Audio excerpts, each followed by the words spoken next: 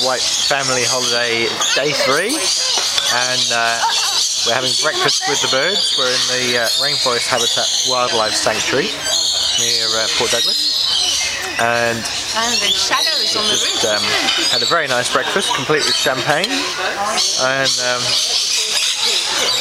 everything else you could possibly want, including lots of tropical fruit we couldn't identify.